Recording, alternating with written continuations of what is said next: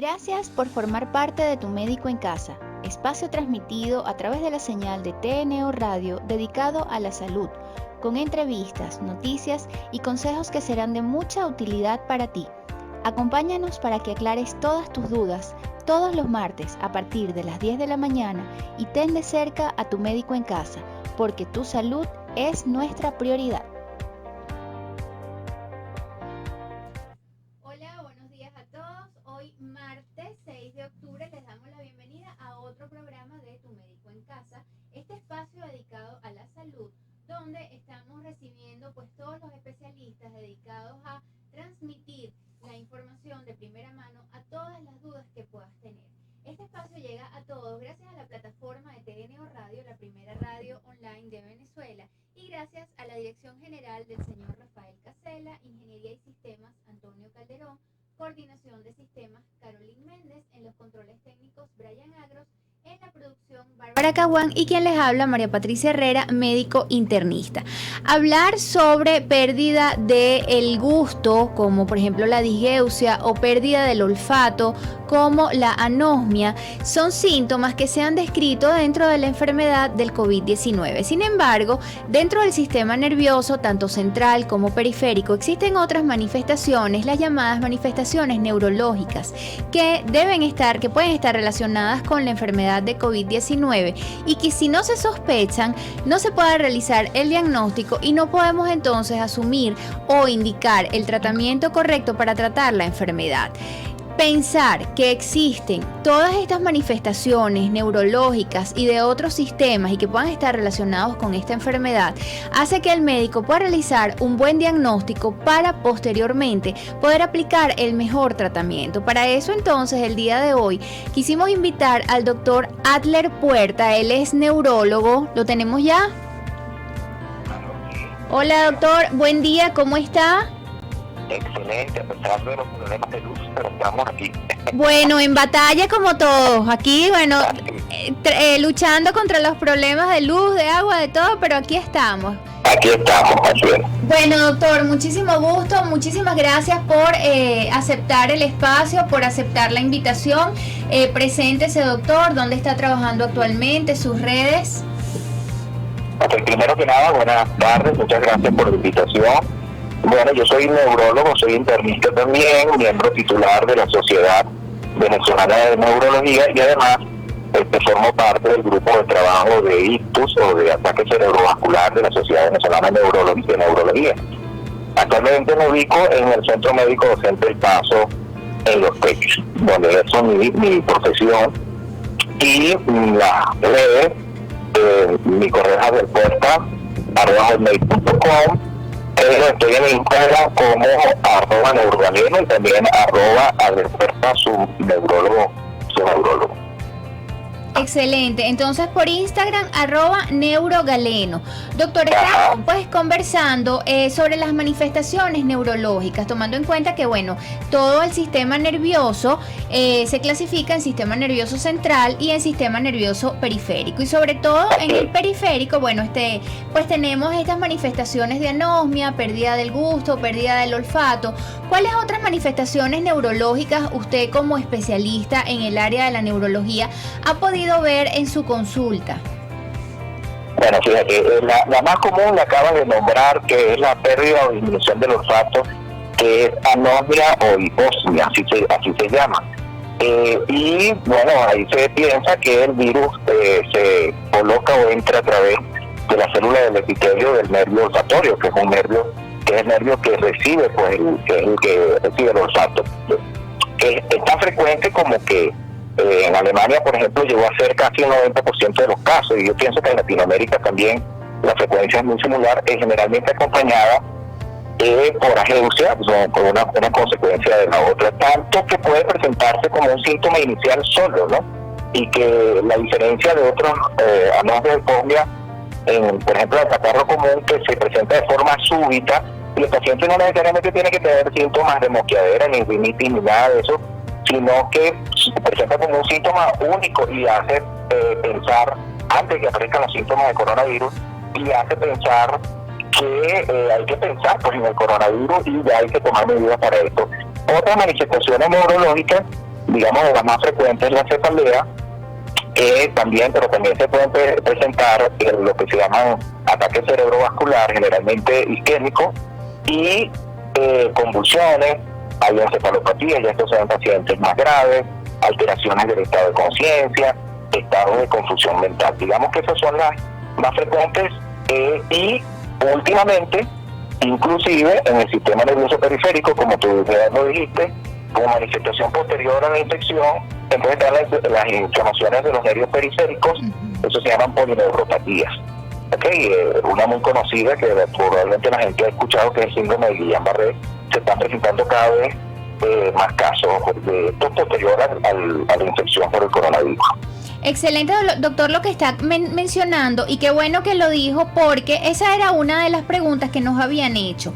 Estos síntomas neurológicos, como bien mencionó, la cefalea o dolor de cabeza, la anosmia o hiposmia, que es la disminución del olfato, ¿se pueden presentar solas en el contexto de una enfermedad por COVID-19 o necesariamente tiene que tener los síntomas como por ejemplo fiebre o congestión o tos? ¿Se pueden presentar solas estos síntomas? En el caso de la hiposmia o anosmia, ya lo dije, puede presentarse un síntoma inicial sin tener otros. La fiebre puede aparecer 2 o 3 días después y los otros síntomas de coronavirus, inclusive el problema respiratorio mucho después de que aparece la hiposmia. La Sociedad Española ya hizo, de neurología, hizo una alerta sobre esto, ¿no? Muy temprano cuando la pandemia. Pero la cefalea, que es un síntoma frecuente, digamos que se ve más o menos en 1/3 de los pacientes, generalmente está acompañada de síntomas de coronavirus. De hecho, en la cefalea lo que hay que estar pendiente, en cualquier cefalea, es más intensa que la habitual. Hay personas que tienen cefalea frecuente, que tienen... si esta cefalea cambia el patrón, sobre todo la frecuencia, es más intensa que lo habitual y no responde al tratamiento, hay que estudiarlo, no solamente por coronavirus, sino por otros problemas. Pero además, llamaría la atención si esta cefalea es acompañada por fiebre, por tos, síntomas respiratorios, dificultad para respirar. Entonces, en relación, hay que buscarla como en relación con la enfermedad de COVID-19. De hecho, uno ha escuchado pacientes que dicen que la cefalea de coronavirus es uno de los síntomas que más fastidio produce, aparte de la fiebre, porque es muy molesta, muy intensa, difícil que se mejore con los analgésicos, ¿no? Entonces hay que estar pendiente con eso. Hay reportes recientes en los pacientes con ataque cerebrovascular que puede, y pacientes jóvenes, inclusive menores de 50 años, que puede aparecer los síntomas de ataque cerebrovascular y el paciente no tener los síntomas de coronavirus. Entonces, en el transcurso de la enfermedad, el ataque cerebrovascular, empiezan a aparecer los síntomas, por ejemplo, de fiebre y los síntomas respiratorios. Entonces, hay que tener mucho cuidado también con pacientes jóvenes, sobre todo, que tienen ataque cerebrovascular, porque una posibilidad es que tengan enfermedad de coronavirus. Otro problema que se puede presentar inclusive sin estar los síntomas presentes es los problemas de confusión mental. Entonces, un paciente confuso, hay que también, una de las cosas que hay que descartar, a pesar de que no tenga los síntomas de coronavirus, porque puede ser una manifestación inicial de la enfermedad. Excelente, doctor. Ahora, otra pregunta que también nos hicieron. Por ejemplo, en el caso de la cefalea, tiende a ser muy fuerte. La cefalea generalmente es muy frontal, es decir, es en la parte nasal, es en la parte de los ojos, en la cabeza.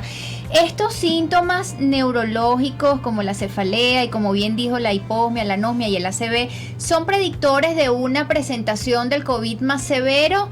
O, pues sí, los síntomas pueden ser de fuerte intensidad, pero no necesariamente una presentación severa, sino moderada o leve de la COVID-19. Es así, la mayoría de los síntomas que no se nombró, que tú nombraste y que yo ya mencioné, no, simplemente son parte del curso de la enfermedad. Como la anosmia no necesariamente quiere decir que el paciente va a evolucionar de peor o la cefalea. Pero en el caso de la confusión mental y del ACV, sí hay una relación con la gravedad de la enfermedad. Sobre todo cuando hay deterioro del estado de la conciencia. Porque generalmente esto se ve en pacientes que tienen síntomas más severos respiratorios de isquémico pacientes con coronavirus tiende a ser mayor que la mortalidad de los pacientes como ACV por otras causas, ¿no? Porque generalmente son de por obstrucción de grandes arterias, o sea, son ACV muy grandes, son infartos cerebrales muy grandes, y esto empeora el pronóstico. Claro, este pronóstico se empeora peor, o sea, es peor cuando son pacientes mayores, cuando son pacientes que tienen comorbilidad, como hipertensión, como la diabetes mellitus u otras enfermedades crónicas, enfermedades renales, ¿okay? O que la enfermedad como tal es más severa, el problema respiratorio. Sin embargo, como ya lo mencioné antes, los ACV isquémicos en personas jóvenes, vamos a hablar de personas menores de 50 años de edad, puede presentarse como síntoma inicial y no necesariamente en estas personas jóvenes, que más o menos hasta un 40-44% de los pacientes que tienen factores de riesgo. O sea, no tienen factores de riesgo cardiovascular y se presenta como ACV. Por eso es que ahora se plantea que un paciente joven, repito, menor de 50 años, que presente con síntomas de ACV, una de las cosas que hay que descartar es la enfermedad de coronavirus, a pesar de que no existan los síntomas de la enfermedad. Exactamente, porque es que además, bueno, se ha dicho reiteradamente y en diferentes programas que hemos tenido a otros especialistas, pues también hablando de otras manifestaciones por la COVID, es que esta enfermedad tiene mucho efecto protrombótico, ¿ok? Entonces, procoagulante, entonces esto facilita, a pesar de que la persona sea de corta edad o no sea una persona mayor, que no tenga otras comorbilidades, pues puede tener la predisposición a generar trombos o a generar lo que usted bien dice, la enfermedad cerebrovascular o los ictus o los ACV. Ahora, doctor, por ejemplo, en el caso de la cefalea, y hago pues quizás un poquito de énfasis en la cefalea porque es uno de los síntomas más reportados en esta enfermedad, bien sea desde el inicio de la enfermedad hasta el final. Incluso se habla ahorita de un síndrome post-COVID o de un COVID crónico en el que persiste durante semanas o incluso hasta 2 meses la cefalea. ¿Cómo podemos nosotros diferenciar una cefalea o un dolor de cabeza por COVID a una persona, por ejemplo, que sufre de dolores de cabeza frecuentes o una persona que es migrañosa? Porque, por ejemplo, en una persona que no sufre de dolores de cabeza frecuentes, pues evidentemente un dolor de cabeza o una cefalea va a ser un signo de alarma y se va a sospechar pues cualquier entidad clínica que pueda bien entonces producir el dolor de cabeza. Ahora, una persona, por ejemplo, que tiene un patrón de cefaleas crónicos o que es migrañosa, ¿cómo podemos hacer entonces para diferenciar estos dolores de cabeza de esta manera o de esta forma crónica de una cefalea que sea producto de la enfermedad por COVID-19? Fíjense, ya en el diagnóstico de la cefalea hay, digamos, criterios basados en el interrogatorio que se basan en una organización que se llama la Sociedad Internacional de Cefalea, que su última publicación actualizada fue en el 2018. Y ahí hay criterios basados en el interrogatorio donde si uno pregunta como neurólogo, usted siente esto, uno puede analizar o hacer el diagnóstico de qué tipo de cefalea, porque no solamente en la migraña, hay otras cefaleas primarias que tienen ciertas características específicas. O sea, la cefalea tipo tensional, por ejemplo, las cefaleas trigeminales, por ejemplo, que son otro tipo de cefaleas primarias. Se habla de cefaleas primarias, las que son de origen desconocido. O sea, nosotros no sabemos, los neurólogos no sabemos por qué se producen. Entonces, basado en el interrogatorio, uno puede tener una idea de clasificar la cefalea en cuál de esas puede estar en el caso de las cefaleas primarias. En el caso de las cefaleas secundarias, que ya son producidas por una causa específica, un trauma, una sinusitis, una meningitis, etcétera, también hay unos criterios diagnósticos, pero siempre lo que debe llamar la atención es lo que dije al principio. O sea, una cefalea más intensa que la habitual. La gente describe este dolor de cabeza, yo nunca lo he tenido en la vida. Cuando uno ve a un paciente que tiene un dolor de cabeza que nunca ha tenido en la vida y le dice sí el paciente, entonces ya uno debe pensar en otra causa. Y si además tuvo síntomas de coronavirus, pues debe pensarse en relación con eso. Pero además la persistencia, la falta de respuesta al tratamiento. Los pacientes que sufren habitualmente de cefalea crónica tienen algún tipo de medicamentos que les mejora el dolor de cabeza. En este caso, pues no va a mejorar con los analgésicos habituales. Y el cambio de la cefalea habitual, si se hace más frecuente, también uno tiene que tener cuidado con eso, ¿no? quiero decir que la cefalea en coronavirus es un síntoma, sí, persistente y puede ser muy molesto, ya lo dije, pero es uno de los, digamos, los síntomas más inespecíficos. ¿Por qué? Porque se puede presentar en otros problemas. Una cefalea se puede presentar en una meningitis, por ejemplo. Inclusive el dengue, que tiene fiebre, con frecuencia se presenta con cefalea, que a veces se puede confundir con una enfermedad como esta, con el coronavirus. Claro, los problemas respiratorios en el coronavirus están en el dengue, no están, por ejemplo, pero pueden confundirse. Entonces, la cefalea es un síntoma realmente inespecífico, pero sí tiende a ser muy molesta. Y hay datos, como ya había anteriormente, que pueden hacer diferenciarla de la cefalea producida por otras causas. Exactamente, doctor, muchísimas gracias. Ahora, ¿cuáles son los paraclínicos o los exámenes en los que pues usted como especialista en neurología se apoya para poder realizar el diagnóstico? Ciertamente ahorita pues en ausencia de pruebas moleculares o a veces de pruebas serológicas que de acuerdo al tiempo no siempre se puede confirmar la presencia de la enfermedad. ¿Qué paraclínicos utiliza entonces para apoyarse y lograr hacer el diagnóstico de que el síntoma neurológico que está presentando la persona es por la enfermedad de COVID-19? Sí, bueno, ya lo dijiste, lo ideal sería demostrar que el virus está presente, ¿no? Entonces el hisopado pues sería el método diagnóstico principal que uno debería realizarse, ¿no? Entonces, aquí tenemos problemas, pero no solamente aquí, en el mundo también hay problemas porque, bueno, cuando hay muchos casos, pues las pruebas se agotan. Sí. Pero yo tengo un colega que dice que esto hay que diagnosticarlo de manera biológica, o sea, hay que buscar el virus. O sea, lo ideal sería buscar el virus y si se consigue el virus, pues por supuesto vamos a tener el diagnóstico y lo mejor sería con el PCR, que es el hisopado. Pero bueno, hay exámenes de laboratorio. Yo quizás no soy el más adecuado para hablar de esto porque yo soy el neurólogo, pero sí, los exámenes de laboratorio pueden orientar hacia, en este caso, hacia que es una enfermedad por coronavirus. Hay hallazgos que se ven en laboratorio y no solamente en la hematología, puede producirse una plaquetopenia, alteraciones de los glóbulos blancos, pero además hay exámenes como la ferritina, por ejemplo, o exámenes específicos que se hacen para el dímero D, por ejemplo, que son exámenes de laboratorio específicos que se hacen para ver estados inflamatorios y además estados protrombóticos. Por ejemplo, el dímero D alto habla de un estado protrombótico. La ferritina, la proteína C reactiva, que es otro examen que si está aumentado habla de un problema inflamatorio activo y también inclusive de problema protrombótico. Entonces son exámenes que ayudarían. Estos son exámenes de laboratorio que aquí en Venezuela se realizan, o sea, no son exámenes que son de otro mundo. Pues, por supuesto hay otros tipos de exámenes como interleucina, que eso no se hacen aquí, pero esos tipos de exámenes sí pueden ayudar a orientar el diagnóstico. En cuanto al cerebro, pacientes, por ejemplo, si tienen una crisis convulsiva, que es otro de los síntomas que se puede ver en un paciente con coronavirus, ayudaría mucho en el electroencefalograma porque uno puede ver la actividad epiléptica con los pacientes que tienen encefalopatía, inflamación del cerebro,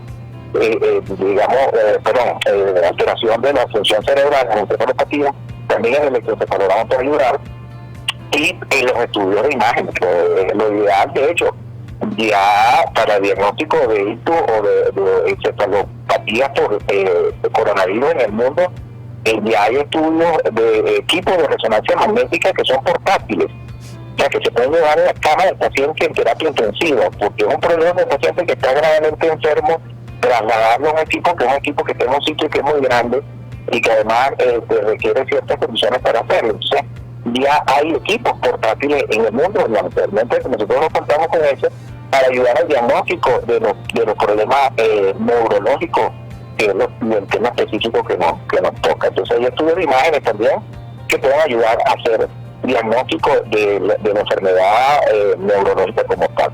En el caso de la inflamación de los nervios, las personas polineuropatías, hay un estudio que es el estudio de conducción nerviosa o electromiografía, que es un estudio que evalúa la conducción de los nervios periféricos y se puede hacer el diagnóstico y el tipo de neuropatía que hay. Eso lo hace un neurólogo y se hace en la cama del paciente, o sea, no tiene que ser en otro lugar.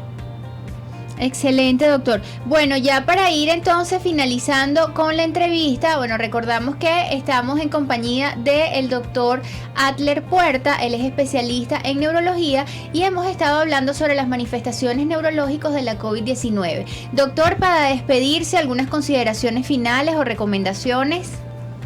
Bueno, sí, muy importante. Yo que uno que esté en la calle, porque hay que salir a uno buscar sus cosas, sus alimentos, yo me he podido percatar que la gente está como bajando la guardia. Entonces tú ves mucha gente sin tapabocas, o más, yo me llamo mascarilla mejor, con el tapabocas mal colocado porque no se tapa la nariz, la nariz al descubierto, y mucha gente acumulada, y principalmente eso, o sea, no guardan a distancia, no estamos usando tapabocas. La mejor medida porque es una enfermedad que primero no sabemos muchas cosas todavía. En muchos pacientes, el 80% de los pacientes van muy bien, pero hay un 20% de los pacientes que no van bien, y hay un porcentaje pequeño que ronda de 3 al 5% que inclusive pueden hasta llegar a fallecer. Entonces, y no importa la edad, o sea, ya se ve que es una enfermedad que ataca a cualquier edad y que puede atacar a cualquier edad de forma grave. Por ejemplo, los ACV, de hecho, tienden a ser graves en personas muy jóvenes, y es una enfermedad que puede dar secuelas. Entonces, la mejor manera es prevenir. Y ya sabemos cuáles son las prevenciones, 3 Cs. Pues usar la mascarilla es una, el distanciamiento social es otra, y lavarse las manos. Pero es muy importante la prevención, que la gente tome conciencia, ¿ok? Porque la mejor manera de atacar esta enfermedad es que no nos enfermemos, pues. Entonces no hay otra, ¿ok? No hay tratamientos mágicos, ni hay medicinas mágicas para curarla. Y a veces uno escucha a la gente diciendo, no, pero es que yo voy a tomar tal cosa, que a veces hasta son peores. Tomar algunos medicamentos, me parece muy bien algo que usted usa, que es no automedicarse, porque hay medicamentos que inclusive pudieran empeorar la enfermedad, y pudieran empeorar otras enfermedades que la persona lleve ya antes de tener esta enfermedad de COVID. Entonces, no automedicarse, ¿ok? Porque algunas medicinas no solamente no tienen efecto, que la mayoría de las que usan no tienen efecto, sino que pueden ser dañinas. Excelente, doctor, y bueno, buenísimo que dice lo de no automedicarse, porque pues esa es nuestra recomendación todos los días a través de las redes, todos los martes a través de este programa, porque el hecho de que una persona se automedique quiere decir que esa persona puede estar cometiendo un grave error en su salud que puede llevar a consecuencias que a veces pueden llegar a ser muy lamentables. Nuestra recomendación siempre de acudir a los especialistas, ya que en el caso, por ejemplo, de una cefalea, que puede ser un síntoma tan común en tantas personas, muchas veces puede pasar desapercibido el real diagnóstico, y no estamos entonces realizando o prescribiendo el tratamiento correcto. Muchísimas gracias, doctor Puerta, por aceptar la invitación nuevamente, sus redes y su despedida. Bueno, gracias a ustedes más bien por darme esta oportunidad, y mis redes, ya repito, @neurogaleno, principalmente por Instagram, ¿ok? Y la otra es @Adler Puerta, su neurólogo. Okay, ahí estamos a la orden para cualquier consulta que ustedes deseen, que ustedes quieran, cualquier inquietud. Excelente, doctor, muchísimas gracias otra vez, y bueno, a todos ustedes dándoles la bienvenida para el próximo martes, desde hoy mismo, que hoy es 6 de octubre, a un nuevo programa de Tu Médico en Casa, recordándoles que su salud es nuestra prioridad, y que llegamos todos los martes a través de la plataforma de TNO Radio, la primera radio online de Venezuela, y gracias a la dirección del general del señor Rafael Casela, Ingeniería y Sistemas Antonio Calderón, Coordinación de Sistemas Carolyn Méndez, en los controles técnicos Brian Agro, en la producción Bárbara Cajuan, y quien les habla, María Patricia Herrera, médico internista. Chao, chao, nos vemos el próximo martes. Gracias por formar parte de Tu Médico en Casa, espacio transmitido a través de la señal de TNO Radio dedicado a la salud, con entrevistas, noticias y consejos que serán de mucha utilidad para ti. Acompáñanos para que aclares todas tus dudas todos los martes a partir de las 10 de la mañana, y ten de cerca a Tu Médico en Casa, porque tu salud es nuestra prioridad.